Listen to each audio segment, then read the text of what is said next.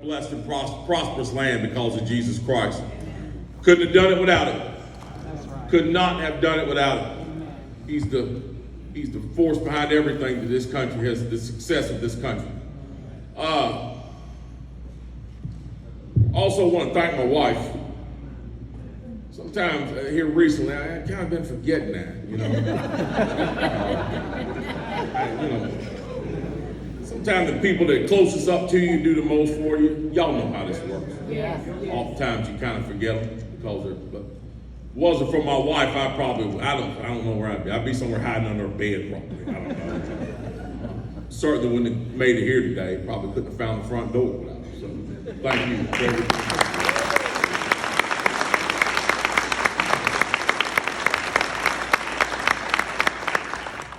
And so, what are we here for today? We are here today because we need to clarify some things, I believe, in this country, this state. We need to clarify some things about this thing we call politics and why we do it, the purposes behind it. We need to clarify why I'm here. Let me go ahead and tell you why I'm here. All right? I'm not here to be governor. Let me say that to you again. I am not here to be governor. I do not sit at home and dream about political conquest. I don't sit at home and dream about being driven around in a limousine. I don't sit at home and dream about people kissing my ring. I don't sit at home and dream about sitting in some ivory tower somewhere. Come on. Having some title. I don't even give it a second thought. Because titles and ivory towers, all of those things, all of them, one day will come to an end. But there is one thing that will never come to an end. Ever. And it's this. Where you will spend eternity. Yeah. All right. Amen. Whether it's heaven or hell, it will never come to an end. Amen. It will last forever. And in the grand scheme of things, the only thing that matters is the decision that you make to determine which one you will end up in. Whether you will spend all of eternity in the presence of God or whether you will spend eternity in hell with the devil. All right.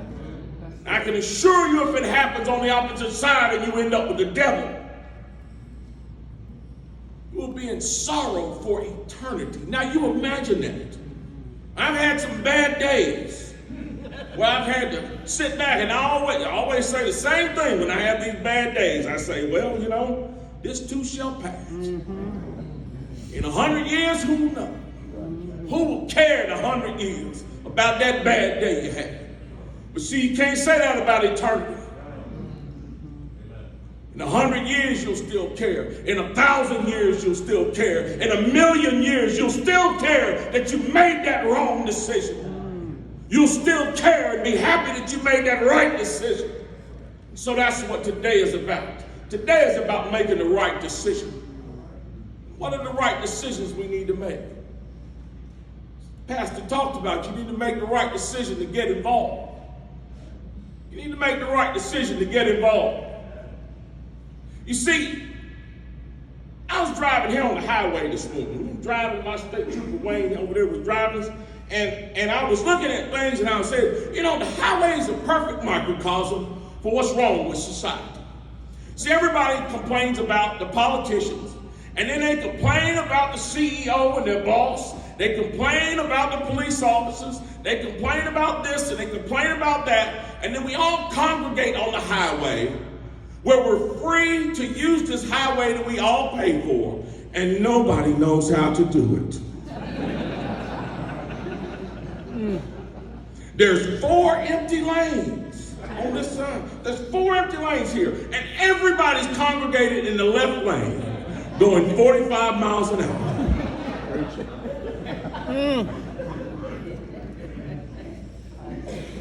It's not up to the police officer whether or not the highway works right.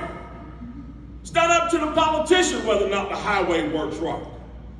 It's up to us whether or not the highway works right. It's up to you whether it works right. And me, whether we follow the rules and we follow the standards set thereof. And the same is true in this political process. It's not up to Congressman Walker. It's not up to me. It's not up to Chairman Watley. It's up to you to determine how this thing is going to go. It's up to you whether or not you're going to turn that television set off and say, you know what? I'm not going to let CNN run this country anymore. I'm not going to let ABC run this country anymore. I'm not going to let the talking heads run this country anymore. I'm not going to let Black Lives Matter run my police department anymore. I'm not going to let these leftist communist professors run my school anymore. I'm going to get up off my duff. I'm going to march down to whatever meeting I need to. I'm going to get involved, and I am going to take back my school, my county commission, my city council, my state house, my national house. I'm going to get involved.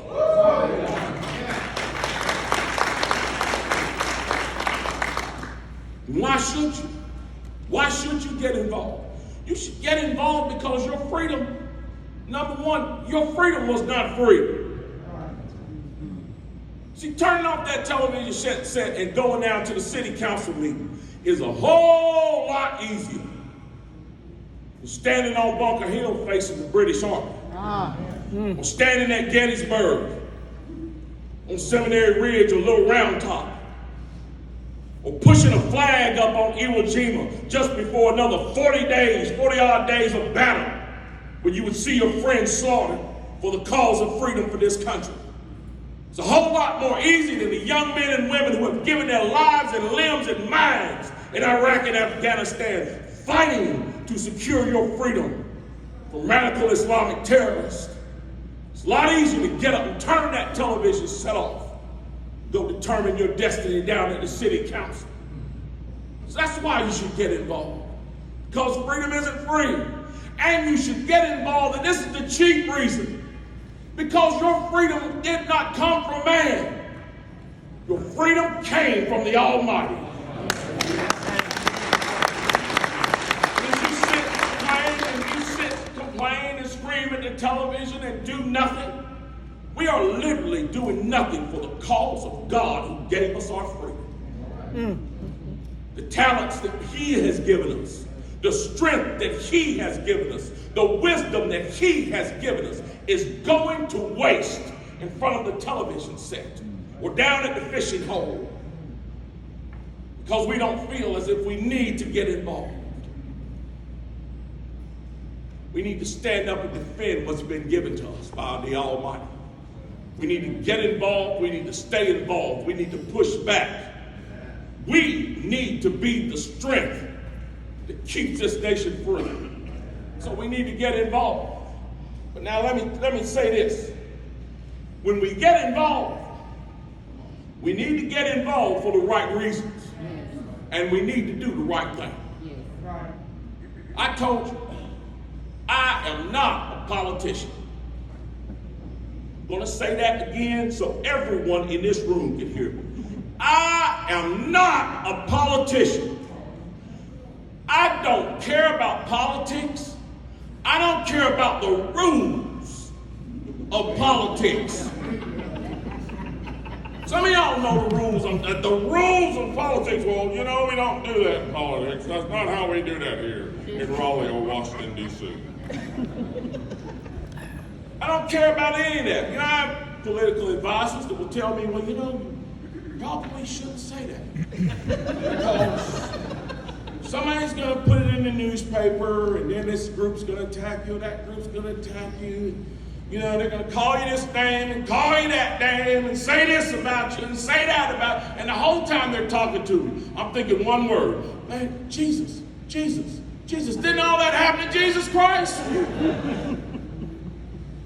What did they do? They called him names, a heretic and a liar. And eventually they crucified him because he told the truth. John the Baptist, the one that was called the greatest man ever born to a woman by Jesus Christ lost his head because he told the king the truth. Come on, come on. You see, that is the power of Christianity. The power of Christianity is not put in a nickel, pull a slot, and hope for a God lottery. The power of Christianity is not in prosperity. In fact, when I hear the word, it makes me want to vomit. I am tired of the church being used as a social club for the purpose of rising up the sound.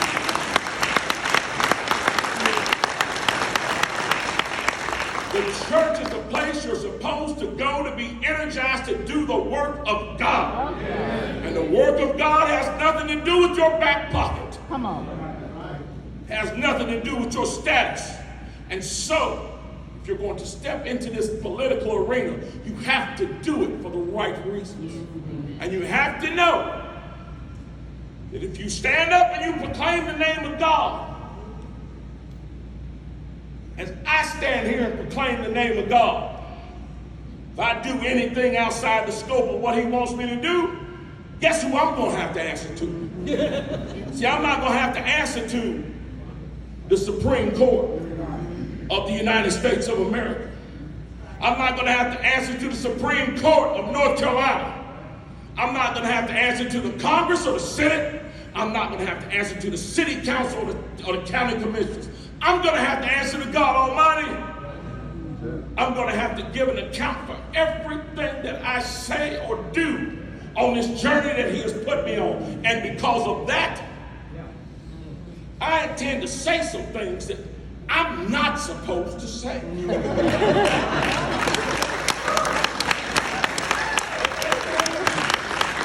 like this. Marriage is between one man and one woman. It is ordained by God, and anything outside of that is wickedness. There are not but two genders. God made male and God made female. Yeah. And that's it. That's it. Anything else is a wicked machination from Satan himself. I don't accept it. I'm not going along with your delusion that you have a beard, a hairy chest, male genitalia, but you are somehow a woman. Come on. I'm not following along with your delusion. Come on. And yes, I call it a delusion. It's a delusion. Now I want you to think about this. Got a little 5, 6, 7, 8, 9-year-old child. He's hyperactive. He won't sit down. He's running all over the place. You know, growing up, that's what we did. They used to call that being a kid. Now they call that hyperactivity. The ADHD, this, something I don't like, give it all kind of names. They'll take this hyperactive child who's just being a kid, surrounded by a bunch of adults who don't know how to be adults, and maybe take off a belt every now and then, and put it on the hind end of that child and get them to sit down and act like something. But instead, what will they do? They'll take this child that's naturally hyperactive and throw them on psychotropic drugs to calm them down. Meanwhile, you got great big old grown men calling themselves women, and great big old grown women calling themselves men. And they're telling you that you got to go along with that delusion. Not today, Satan. Not this person. Not now, not ever. I don't care what political office I sit in. I don't care what politically advisors say. There's a right and a wrong. There's a heaven and a hell. And you're not going to get me to go against that. Amen. Don't let me come to the basketball game.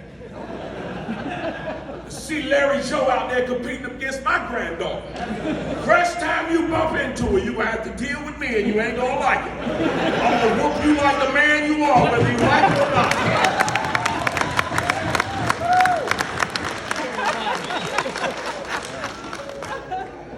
See, so when you get involved in this thing, you can't be no little mealy mouth.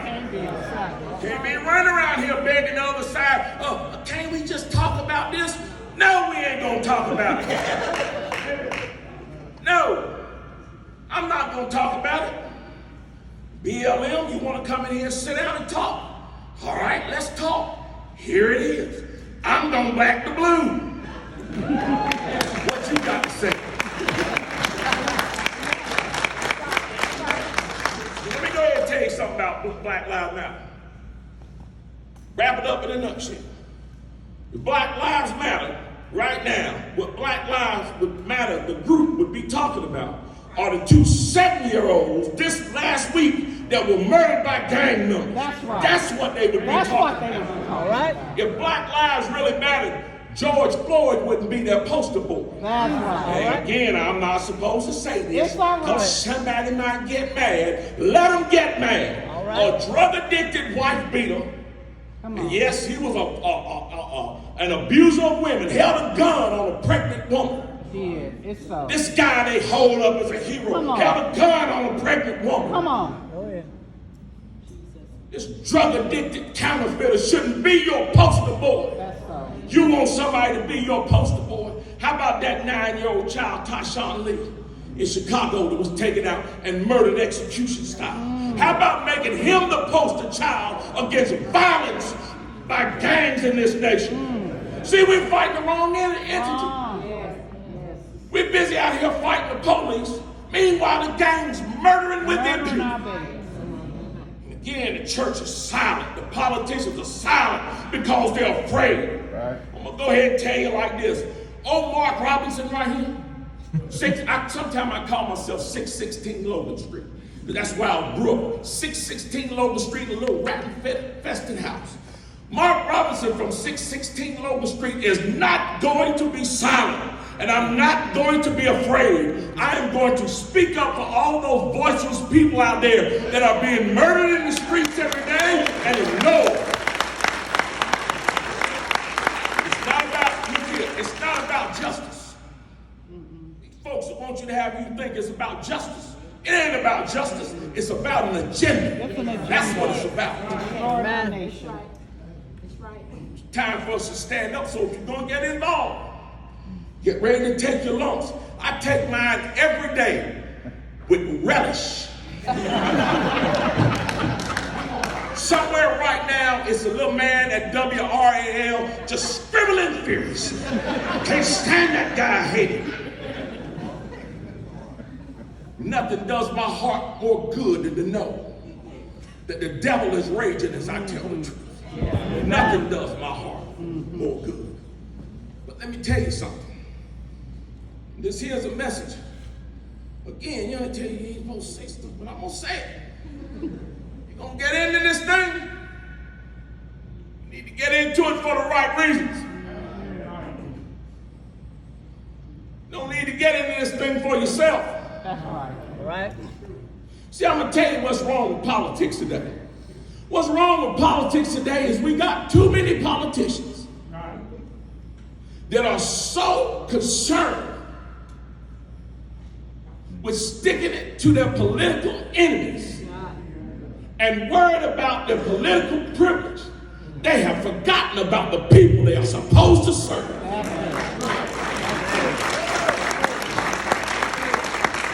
Instead of making plans to make the neighborhood better and making plans for success for the people they're serving, they're plotting against their political enemies. And I'm going to go ahead and tell you like this. Some of them ain't all just plotting against folks on the other side of the aisle. Some of them plotting against some of the very people they sit beside every day. So they might be eyeing that position they want or looking at this seat they looking to run for. We have got to stop it, folks. We're not fighting for political possession in this country. We are fighting for our lives as Christians. We are fighting for our lives as Americans. We got men and women that we pay handsomely to serve in office who have forgotten their positions. And I can tell you this right now. Some of them I can just about call out by name. You got to go because you're not there for the right reasons. You need to be replaced. And you need to be replaced by some people sitting right here in this room. Right here in this room. Y'all listen to me speak. want you to know it's not all about gloom and doom, and it's not all about bad. What it's about is about the good news. And the good news is this: God is not dead. See, I talked to my brother yesterday, and my brother's a very wise man. He was telling me he likes this old film director that did a lot of amazing things in his life. He says it all the time. He sees something stupid or something bad on TV, and he says, "Man, John Houston is dead." What he meant by that is a lot of the things that America used to stand for, the Americans used to stand for, are dead. I don't think they're dead. Might be on life support, but they ain't dead. But even if they are dead, I know somebody that once upon a time put his hands on a man named Lazarus who had been dead for 4 days. And Lazarus raised up off his deathbed and walked again. If he could make Lazarus raise up off his deathbed, he can do the same thing for America. The only thing is, you got to deliver the message. You got to carry out the great commission to this nation. Bring this nation back off of life support and bring it back to the place where it needs to be. You know, I ain't gonna say one of my favorite, my absolute favorite movie of all time. It's a movie called Braveheart.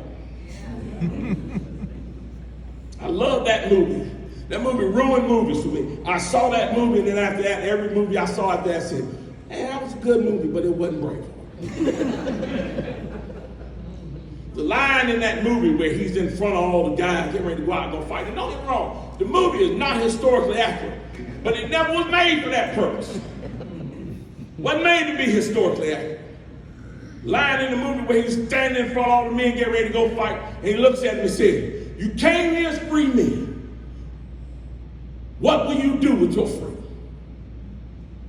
What will you do with your freedom?" You see, the purpose of that movie was not really to tell the story of William Wallace historically accurate. If it was, we probably all would have been asleep in the theater. The end of that movie, after he's dead, he's been killed by the British. The end of that movie, stick it in the ground, the last image you see, stick it in the ground is his soul. With his family turtle wrapped around the handle, blowing in the breeze and waving back and forth, almost cross-like. The message of that movie is this: not what are you going to do when you hear it. What is it that you're going to leave behind?